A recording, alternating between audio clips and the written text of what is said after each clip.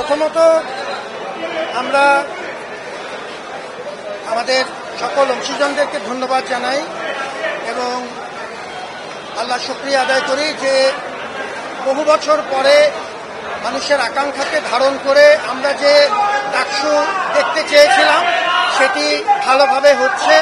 আপনারা নিজেরাই দেখেছেন প্রায় 70% যে চাইতে বেশি ভোট অলরেডি কাস্ট হয়েছে বিভিন্ন আয়োজনে এবং গড়পড়তা মানুষের মধ্যে ব্যাপক উদ্দীপনা উৎসব আছে, এটা আপনারা সাংবাদিক হিসেবে সবচাইতে ভালো জানেন এবং আমরা আশা করছি যে আমরা যথাসময়ে ভোটের কার্য শেষ করতে পারবো। 4টার পরেও যারা লাইনে থাকবে তাদেরকে পূর্ণ সুযোগ দেওয়া হবে এনক্লোজারের ভিতর নিয়ে ভোট কার্য যাতে তারা আনন্দের সাথে করতে পারেন।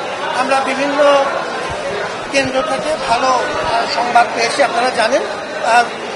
একটি ছোট ঘটনা যেটা ঘটেছে, দুটো ঘটনা এরকম ক্ষেত্রে এই পুরো আয়োজনে জানেন যে 810টি আমাদের বুথ এবং 8টি কেন্দ্র, প্রায় 40,000 ভোটার এবং 70 ভাগের বেশি। শুধু আপনার এখন যেখানে আমরা কথা বলছি এই কেন্দ্রেই 70-এর বেশি, 70 ভাগের বেশি ভোট কাস্ট হয়েছে বলে আমাদের প্রাথমিক আমরা যে ধারণা করছি।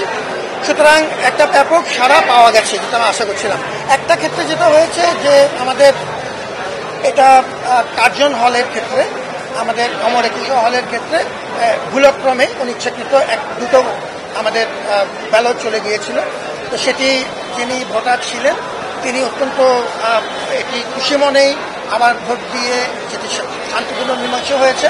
কিন্তু যেহেতু এরকম একটা প্রশ্ন এসছে আমরা সঙ্গে সঙ্গে পোলিং অফিসারকে প্রত্যাহার করে নিয়েছি এবং আমরা এখন সেটি সিসিটিভি ক্যামেরা যেহেতু পূর্ণ কাভারেজ আছে সেটার ভিত্তিতে আমরা প্রয়োজনীয় আবার এটাকে তদন্ত করবো এবং যদি কোনো ত্রুটি কারো থাকে ন্যূনতম আইনানুগ ব্যবস্থা নেওয়া হবে। দ্বিতীয় যে ঘটনাটি বলছি সেটি হলো যে আমাদের রোকেয়া হলের ক্ষেত্রে এটি পিএসসির কেন্দ্রে, এখানেও যেটা হয়েছে যে দেখা গেল যে বেশ কিছু একটা ক্ষেত্রে ওই ব্যালটগুলোর তিনি ভেতরে ঢুকলেন, আমাদের যিনি ভোটার ছিলেন তিনি বেরিয়ে আসার পরে বললেন যে একটা ব্যালটে আগ থেকে দাগ দেওয়া ছিল। তো যেহেতু তিনি আগে কোনো অভিযোগ করেননি কিন্তু পরে বেরিয়ে এসছেন, সেটিও শান্তিপূর্ণভাবে বদলে দেওয়া হয়েছে এবং করা হয়েছে। তারপরে এটিকে আমরা সঙ্গে সঙ্গে আমরা প্রয়োজনীয় ব্যবস্থা নিয়েছি এবং এর জন্য আমরা সিসিটিভি ক্যামেরার মাধ্যমে যে তদন্ত করা প্রয়োজন সেটি আমরা করব। এই ব্যাখ্যাগুলো সংশ্লিষ্ট আমাদের যে রিটার্নিং অফিসার আছেন তারা আপনাদেরকে আরো বিস্তারিত বলবেন। আমি যে কথাটা খুব পরিষ্কার বলেছি, এটি আমাদের শিক্ষার্থীদের প্রাণের দাবি, এখন সেটি দেশের দাবিতে পরিণত হয়েছে এবং আমাদের শক্তি হচ্ছে পূর্ণ স্বচ্ছতা।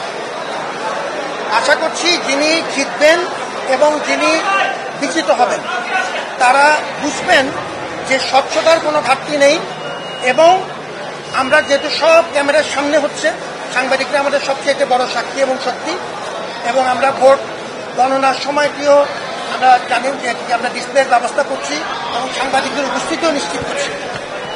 এই ক্ষেত্রে তাদের মনে রাখতে হবে যে বহুদিন পর একটি গুরুত্বপূর্ণ গণতান্ত্রিক প্রতিষ্ঠানকে আমরা সক্রিয়করণের চেষ্টা করছি। যেহেতু সক্রিয়করণের চেষ্টা করছি এই ক্ষেত্রে আমাদের উচিত হবে যে বিজয়ী এবং বিজিত যেহেতু তারা গুরুত্বপূর্ণ ভূমিকা রেখেছেন সেটি বিবেচনায় রাখবেন। আপনাদের প্রতি ধন্যবাদ জানাই। Thank you.